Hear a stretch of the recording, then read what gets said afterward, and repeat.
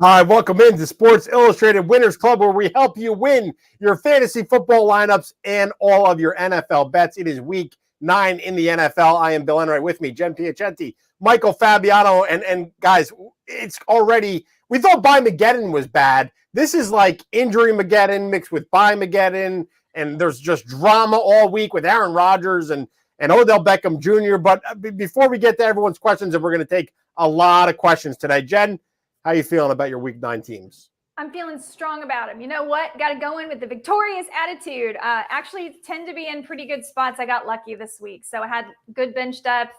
Only thing that's kind of a bummer is this Tua news, which we'll get to in my 2 QB league. A little bit screwed in that one, but otherwise pretty set up. Fabs, I know you've been updating your Stardom Sit-em, which you can find at SI.com. You've been updating all your rankings, which you can find at SI.com. You've been tweeting like a maniac all morning. How are you feeling about Week 9? I have a headache right now. I mean, I'm not gonna lie to you. I'm starting Antoine Wesley in one of my leagues because DeAndre Hopkins is not going to play. That's where I'm at right now. If he has a good game, that might be the most brilliant move I've ever made.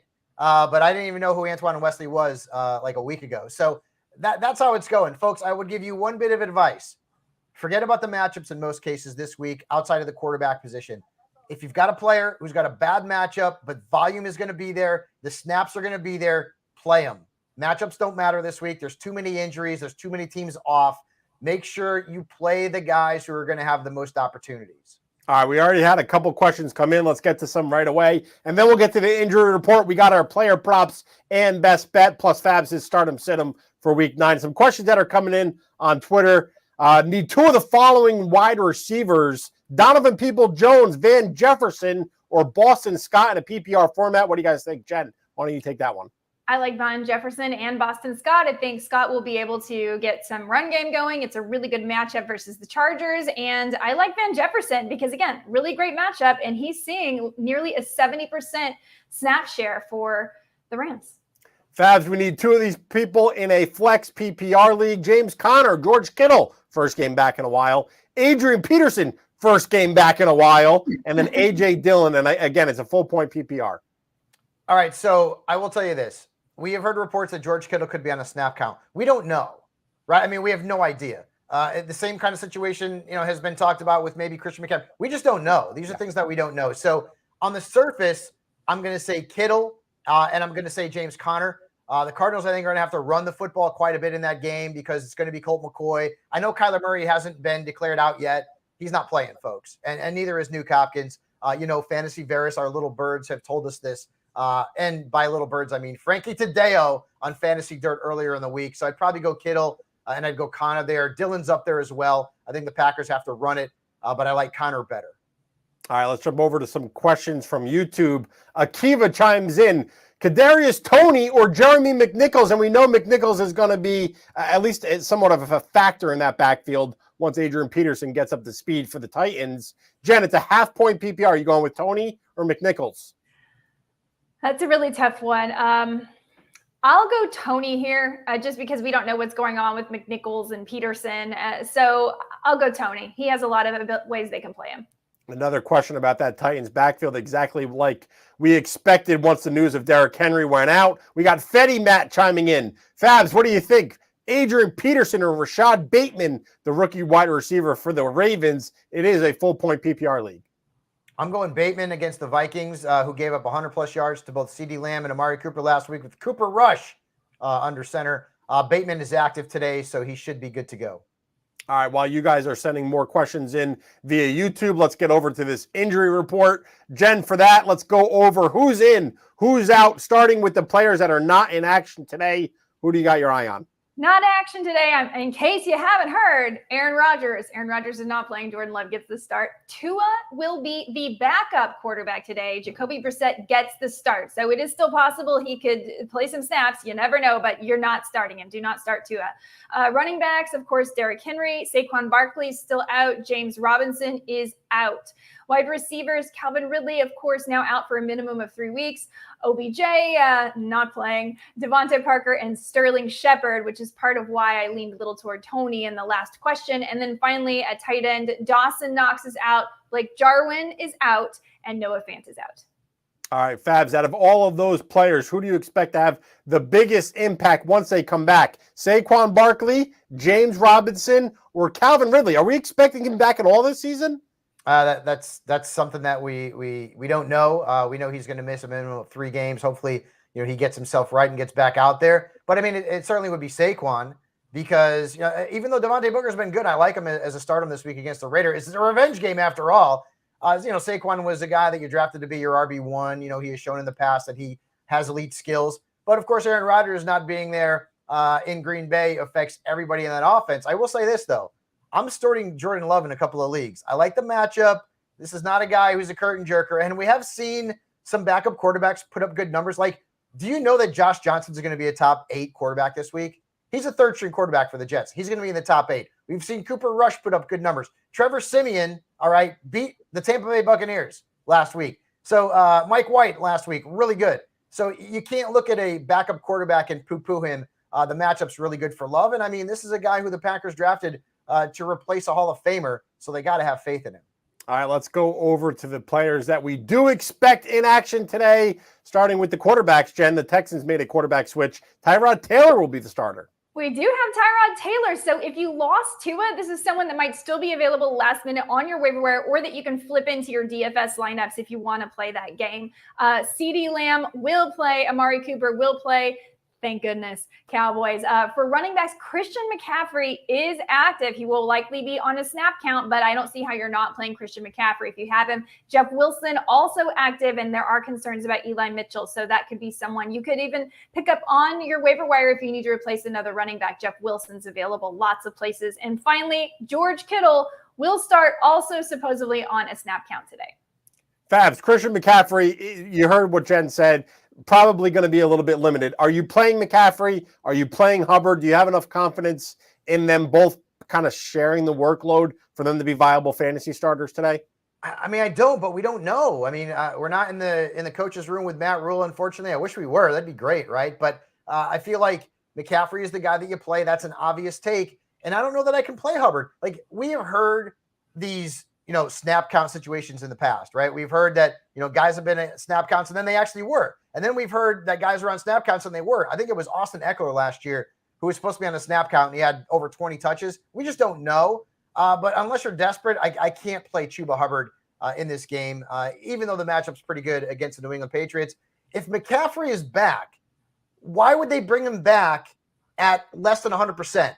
Because he's been out so long. Right. I would expect them to get the majority of the touches in this backfield. Jen, the 4 o'clock game, 4 o'clock Eastern games, the second set of games today, there's a lot of drama, especially in that Cardinals and 49ers game with a lot of playmakers being in and out.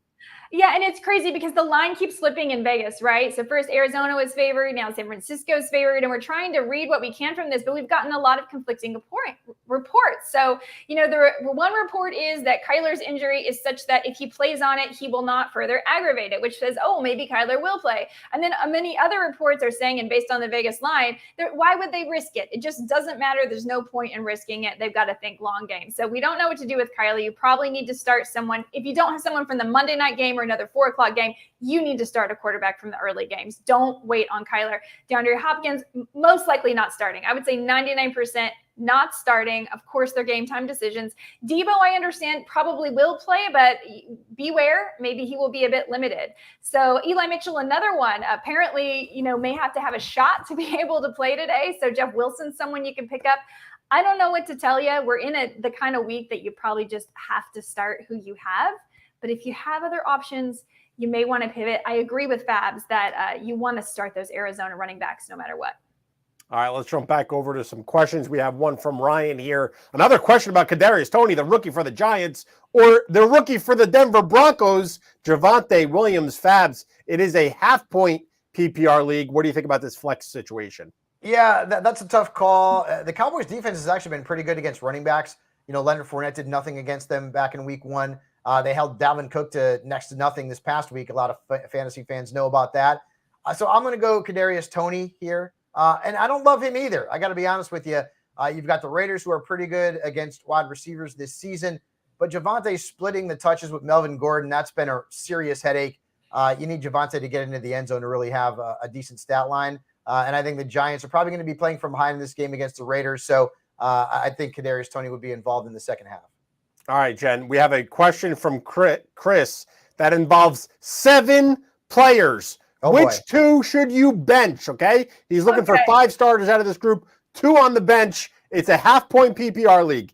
Damian Harris, Darrell Williams, Jarvis Landry, Jalen Waddle, Van Jefferson, Bryan Edwards, or Jeff Wilson. If Mitchell's out. If Mitchell's out. Okay. Wow. I will bench. Jeez. I guess I think Edwards should be. Yeah. I will bench Edwards and I will bench Darrell Williams. You're going to bench Darrell Williams out of this group? Yeah. Don't you know Derek Gore is the thing? Derek Gore, are we making that a thing? Haven't you heard? I don't think that's ever going to be a thing. Stop making fetch happen. Okay, Darrell Williams. See, I'm banking on him as like a running back 2 this week. That hurts my feelings. I took that personally. You could be right. There's other guys there that I feel like have a really, really high ceilings. Van Jefferson over Darrell Williams? I kind of think he's going to – okay, maybe that's not the smart play, but I think this is going to be a Van Jefferson game. It's going to – ooh, that's interesting because a lot of people could use a guy like Van Jefferson on the waiver wire this week.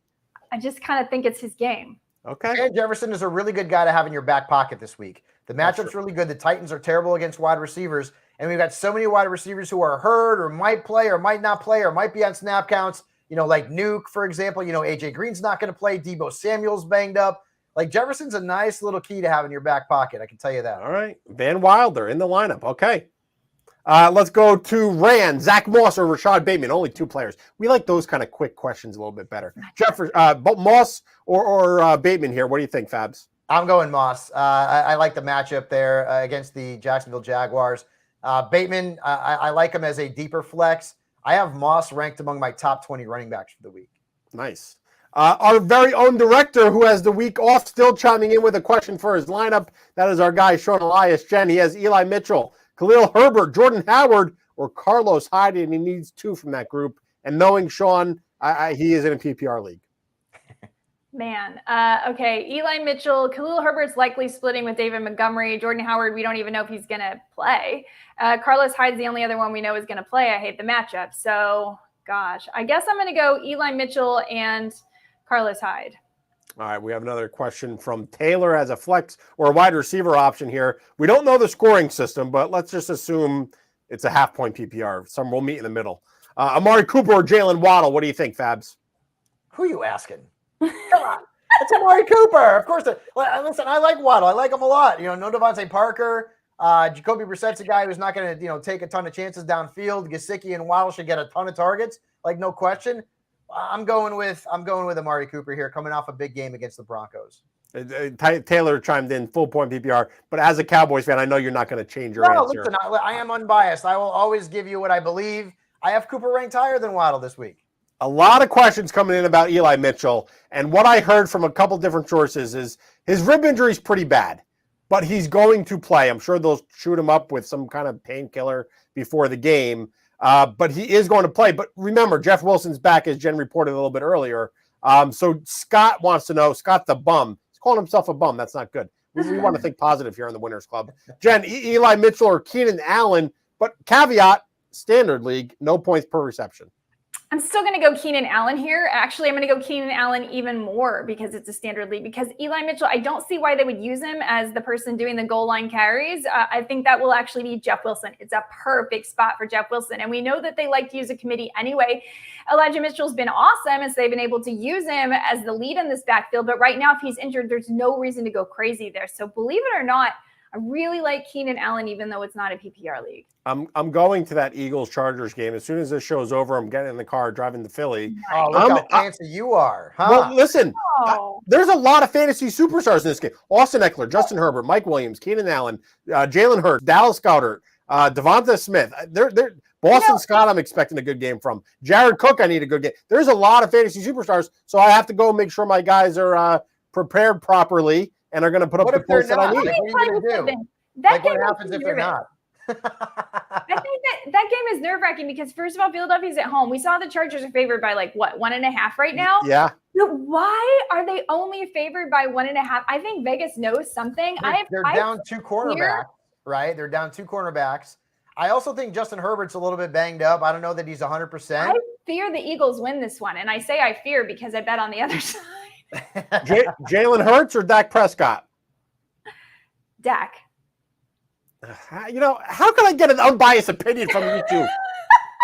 Let's go to Fabs. Let's go to Fabs' stardom, sit him. Fabs, you do this article on Wednesdays. You write up on Mondays. You write on Tuesdays. By the time we got from Wednesday to here we are on Sunday, you had to make some massive overhauls with all the injuries, all the shenanigans that were happening throughout the week, and a lot of drama. So let's start off. We'll help the people go with your quarterbacks here. Who are 2 of your starts? Who are 2 of your sits? Yeah, and make sure you check the column out because literally players went from sits to starts and starts to sits. It's crazy. So at quarterback, Joe Burrow is a very good start. 3 games with over 20 fantasy points. Divisional rival against the Browns. Big game for the Bengals after they got beat by the Jets somehow last week. And then Tyrod Taylor. Tyrod in his first game of the season scored over 20 fantasy points. In his second game, he got hurt, but he had already scored 16 fantasy points. He was playing really well. And honestly, I'm not going to say the Dolphins are going to lose this game, but the Dolphins might lose this game. I'm serious. Without Tua, I don't know. So I think Tyrod Taylor is a sneaky play. In 2 QB leagues, he's almost a must start. But in traditional leagues, I think you could play him with a pretty decent amount of confidence. By sit-em quarterbacks, Ryan Tannehill, going up against the Rams. And this could be a negative game script in fact that they have to throw the ball in the second half. Maybe that's good for Tannehill. But, I know Julio's not on the injury report, but is he ever really not on the injury report? Let's be honest. No Derrick Henry as well. So the matchup's not great. He does get lucky that Von Miller is unlikely to play in this game, but still road game. Tannehill's been uneven this season, so I would sit him. And Matt Ryan, remember for a couple of weeks, we're ooh, Matt Ryan's starting to look good. Last 2 weeks, not so much. And the Saints defense is for real. So I would sit Ryan this week. Let's go over to your running backs. Devontae Booker in action for Saquon Barkley. You're banking on the Giants backup to have a pretty good game today. Right. Again, revenge game against the Raiders, but it's more about the matchup. I mean, the Raiders defense has not been good against running backs this year. And Booker, 14 plus points in 3 of his last 4. I also like Myles Gaskin. Jen and I were talking about this earlier in the week. It's Gaskin stinks one week and then he's good. And then he stinks and then he's good. Well, last week he stunk.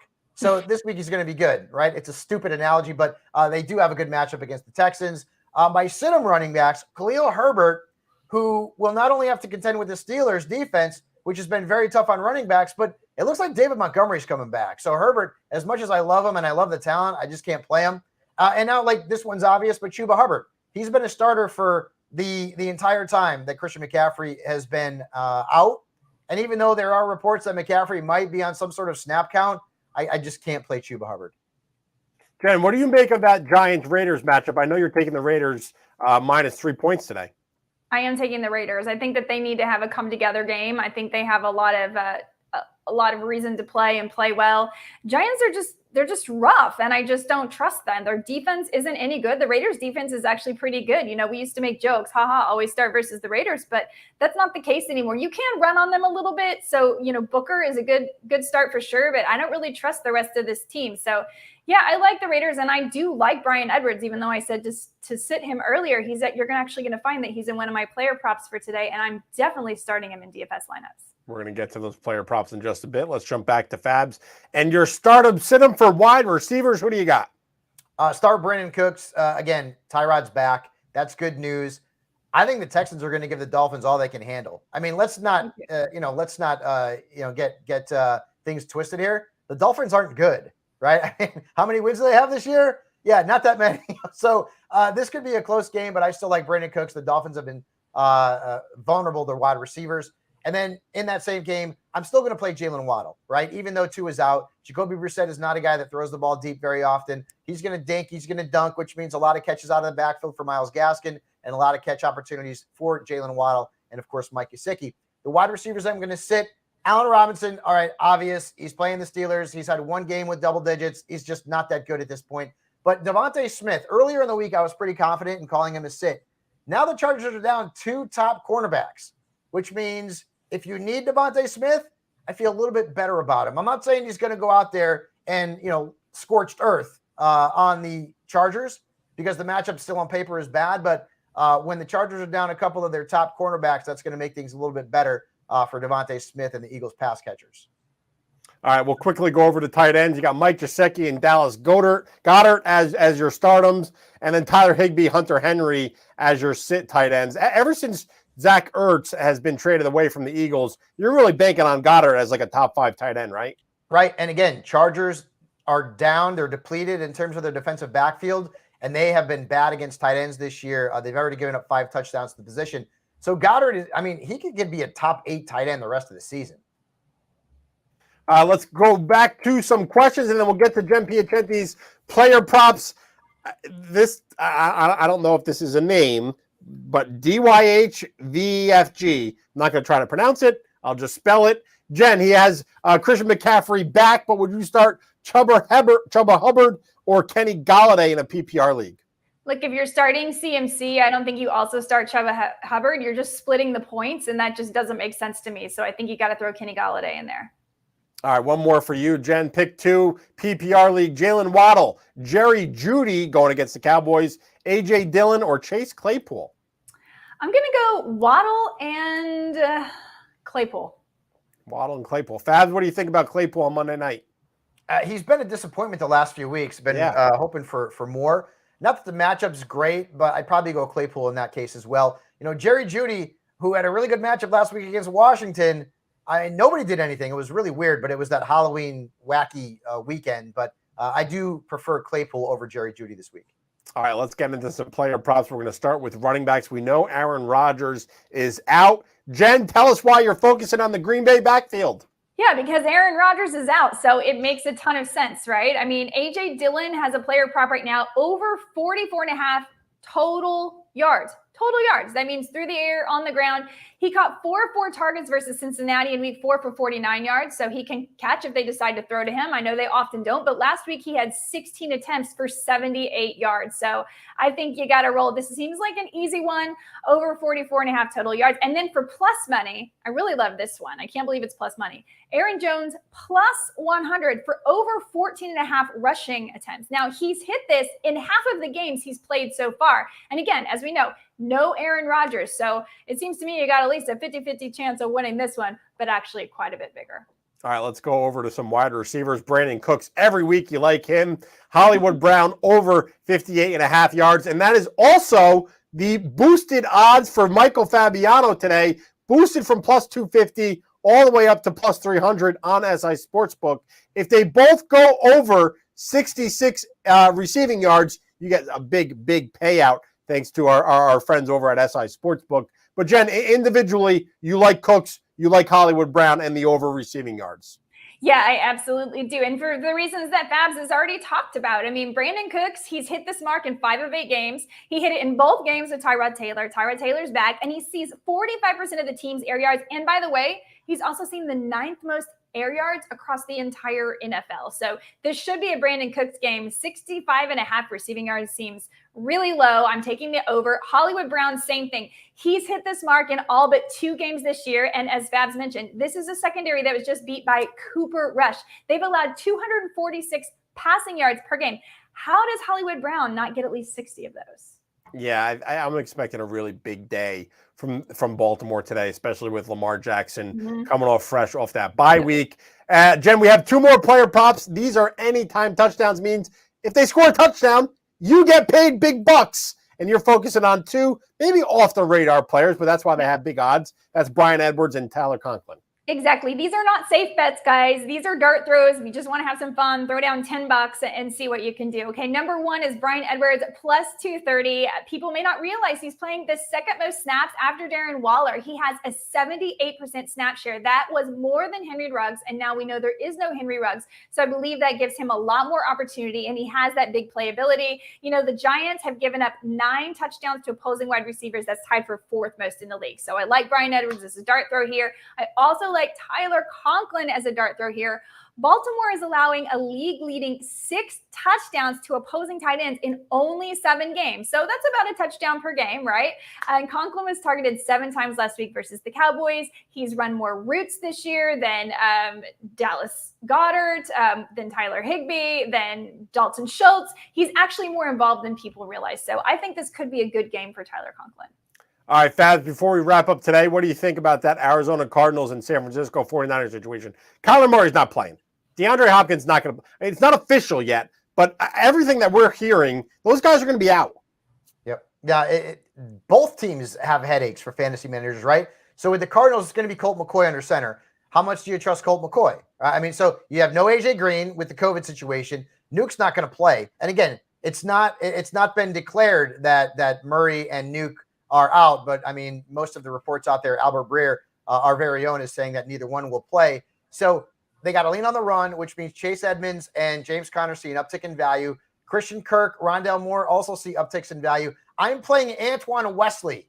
All right. I mean, because I have no choice because I have Nuke and there's nothing else on the waiver wire. I'm kind of hoping that Nuke plays, but it's not going to happen. And Wesley's going to be the guy who runs routes on the outside opposite Rondale Moore because they're going to keep Christian Kirk in the slot there.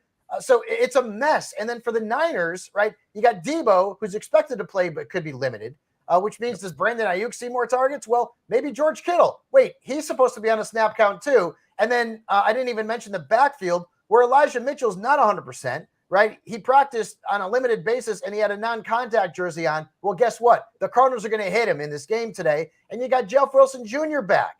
Like, you see these gray hairs over here? I got gray.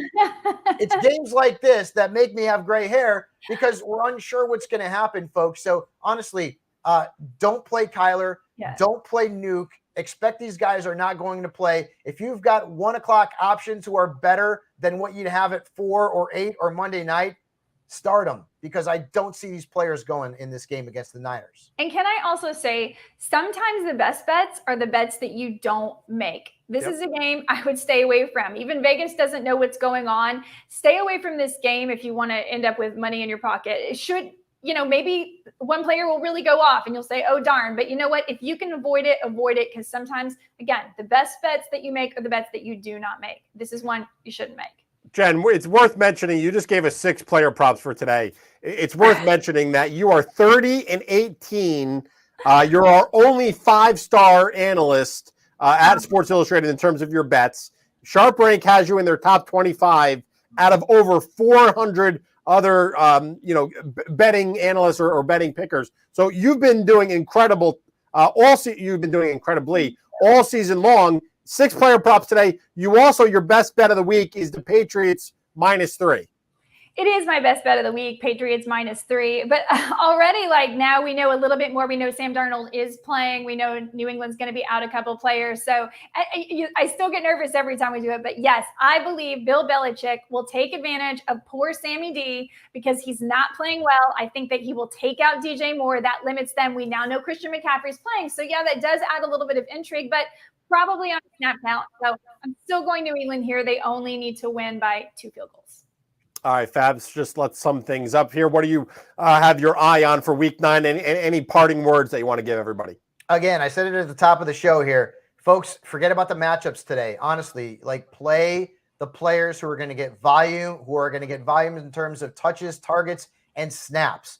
Matchups don't matter, right? I mean, Elijah Mitchell this week, we don't know how many snaps he's going to get. We don't know how many touches he's going to get. He's banged up. If you've got a running back who maybe is going to get volume in the early games that maybe you don't have as much faith in, but the volume will be there, maybe you go in that direction, right? We don't love Carlos Hyde, but Carlos Hyde is going to get the complete complement of snaps in the Jaguars' backfield. The matchup stinks against the Bills, but we're looking for volume at this point. So Carlos Hyde is going to be started in a lot of fantasy leagues. Just keep that in mind. Remember, the matchups this week are not nearly as important as opportunities, as snap counts, and as touch counts. And I think you're going to have to play the players who are going to get the majority of the opportunities rather than try and fool around with the matchups. Jen, final thoughts. What do you think for week 9? Yeah, I for like Carlos Hyde, there's a few players that you may not feel comfortable starting. Carlos Hyde is someone you probably have to start, but there's also a few players out there on the waiver wire. Devonta Freeman is one of them. I know it sounds gross, but with no Latavius Murray, most likely, I might even rather start Freeman over Hyde personally. Again, they're both disgusting, but that's a move I made. So just check what's out there and see what you got. Fabs is going to a big-time celebrity's house to watch the game today. I'm going to the Eagles-Chargers game. Jen, what the heck are you? I'm going nowhere. I'm sitting on my sofa alone. I might go play tennis later. Oh, okay. After the Cowboys win. See, that's why Fabs and I are sitting on the couch eating all day. Cool. Jen's going out to play tennis. Why isn't somebody inviting me to a cool party to do something cool? Guys out there, people, where are my invites? Hit up Jen at Jen Piacenti on Twitter. She wants to do something fun for the games today. Fabs, great job as always. Jen, great job as always. Big shout out to our producer and director, Doug Vasquez, did an excellent job with answering or keeping us on the show for the last 30 minutes. I want to wish everyone the best of luck in their fantasy matchups. Best of luck in your bets for Week 9. Thank you for tuning in to Sports Illustrated Winners Club. Go get that W in Week 9. Thank you.